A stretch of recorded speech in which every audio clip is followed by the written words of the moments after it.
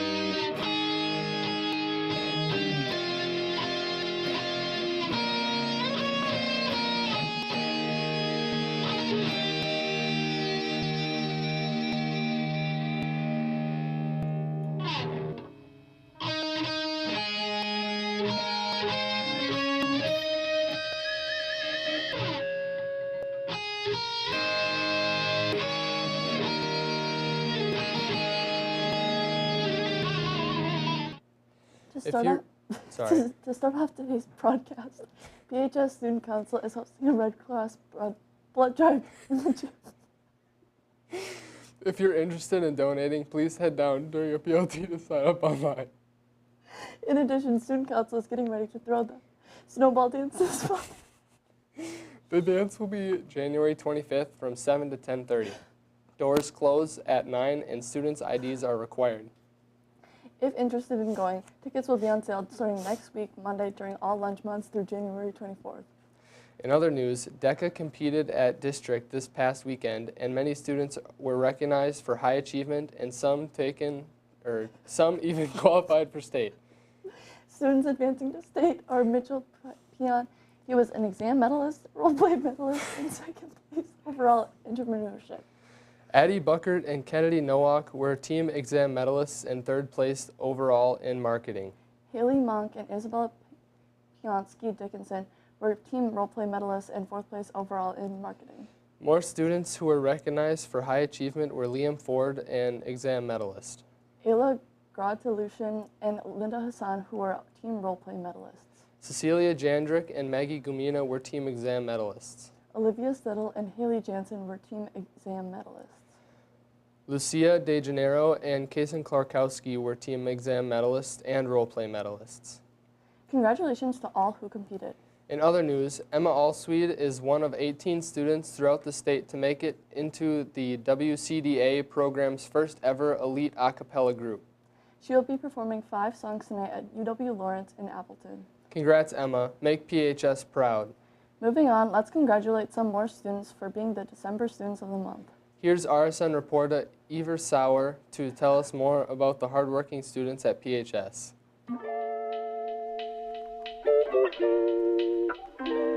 Our freshman student of the month is Eddie Marsh, and he was nominated by Miss Tubbs. Miss Tubbs writes, "Eddie is positive and works hard to always do his best. He is friendly and willing to talk in class and includes other students. He demonstrates all the Raider pillars in his interactions." Our sophomore student of the month is Kari Edwards, and she was nominated by Miss Caradimas. Miss Caradimas writes that Kari always goes above and beyond to ensure her work is creative and accurately demonstrates her knowledge. She pushes the boundaries of assignments by asking about alternative methods to show her knowledge. She uses extreme creativity to make sure her assignments are impactful. Additionally, she always comes to school with a great attitude and ready to help those around her. Kari is kind, dependable, and creative. Our junior student of the month is Sammy Wyatt, and she was nominated by Miss Mikolajczyk. Miss Mikolajczyk writes, "Sammy is involved in many extracurriculars and puts forth effort to be the best she can be in all of these. Sammy demonstrates remarkable dedication to ensure the school culture for all students is the best it can be. She puts in extra effort to get items done and get tasks done as soon as asked. She problem solves on her own and is always the first to volunteer to make sure different things are done. She jumps in to be a leader and help out without hesitation, with a positive attitude always. Her commitment to our school does not go unnoticed. Our Senior Student of the Month is Josh Hiddle, and he was nominated by Mr. Krause. Josh exemplifies the Raider Way through his commitment to academic excellence and integrity. His dedication to academic growth and AP psychology is evident through his willingness to challenge himself, seek feedback, and continuously improve. As a school leader, Josh inspires his peers by taking initiative, collaborating effectively, and fostering a positive environment. Josh is both responsible and respectful and serves as a role model, embodying the pillars of the Raider Way.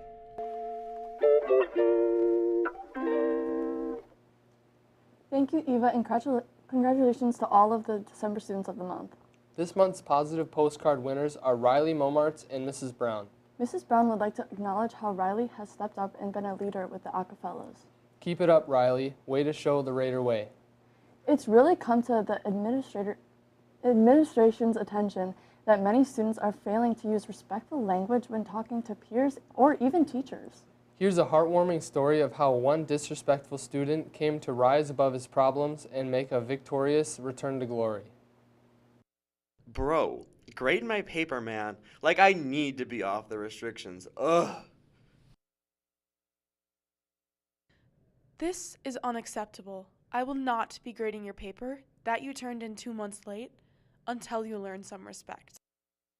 If only this disrespectful student knew how to communicate respectfully. Let's rewind. Good morning, Miss Reed. I was wondering when you're planning to put the grade in for my paper. Please let me know. Thanks, Colton. Let's communicate with adults appropriately. Be respectful.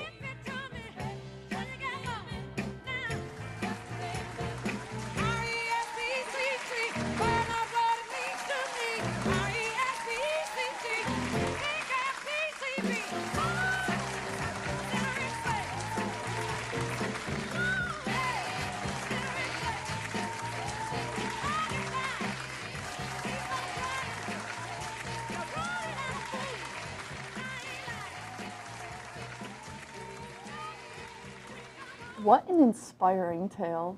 Be more like Colton. Let's focus on using respectful language moving forward.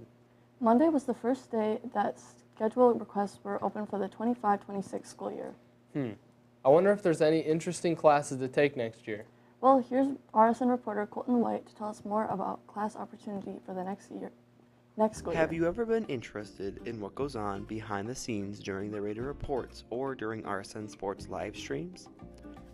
Well, with schedule requests open for next year, maybe the broadcasting class should be on your radar.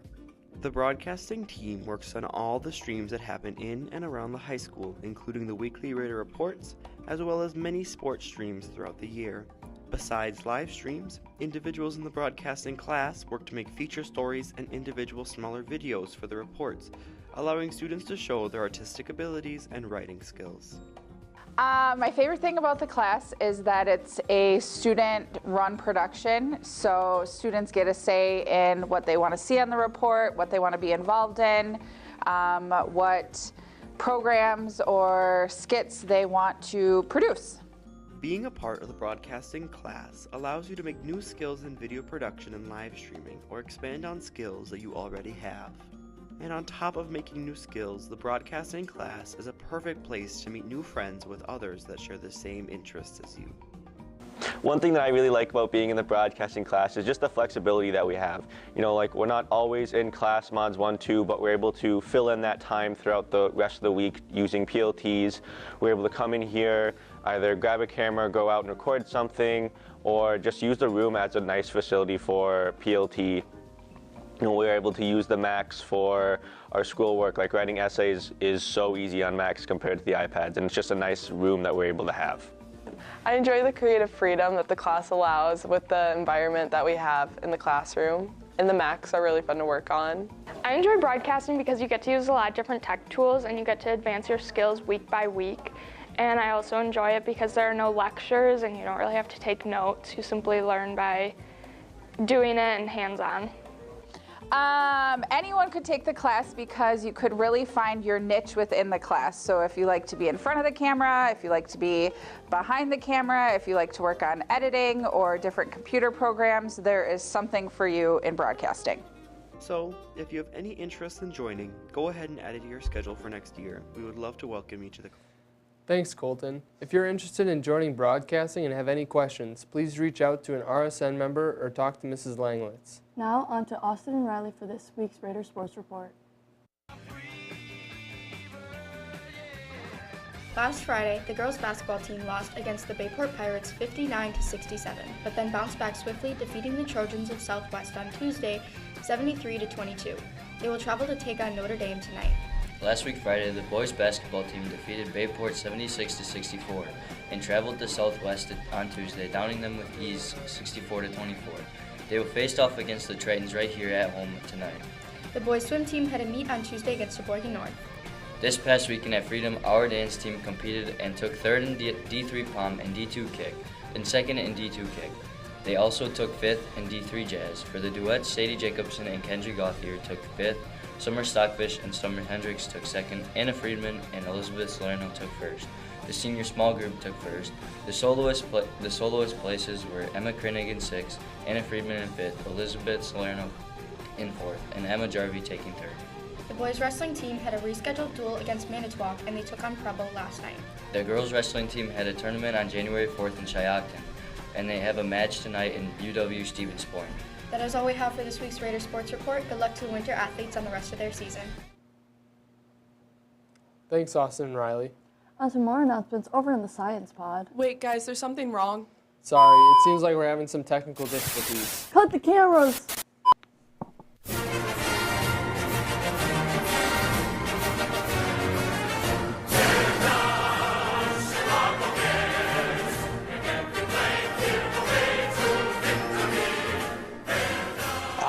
That song never gets old.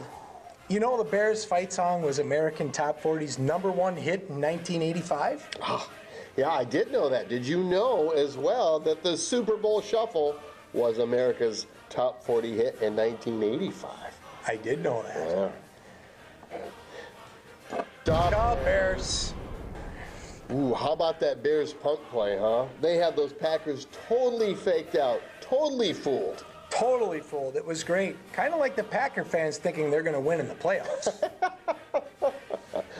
Da Bears.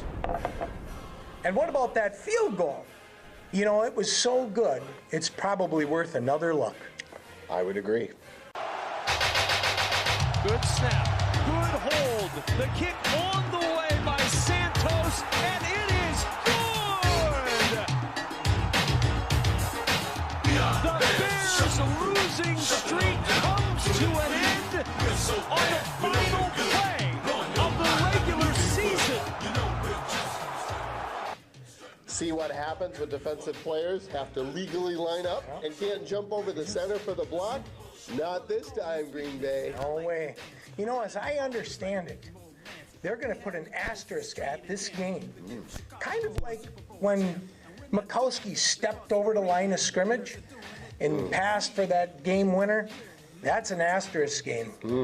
Bears love asterisk games. Da Bears. You know what? Unfortunately, it's not often a Bears fan gets to celebrate a big win against the Packers. How did you celebrate?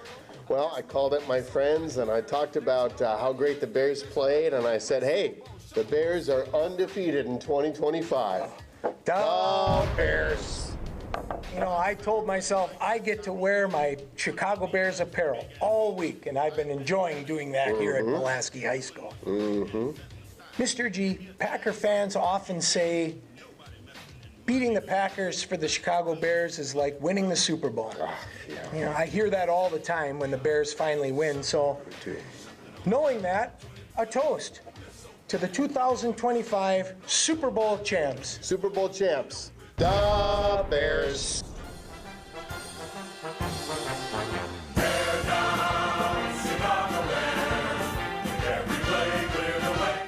Whoa, what just happened? That was some crazy business right there. Go Pack, go. Lunch for today is pizza choice, mac and cheese, or a chicken parm sandwich with sides of peas, broccoli, and oranges. That's all we have for you today. Thanks for tuning in. Make it a great day and a fun weekend, Raiders.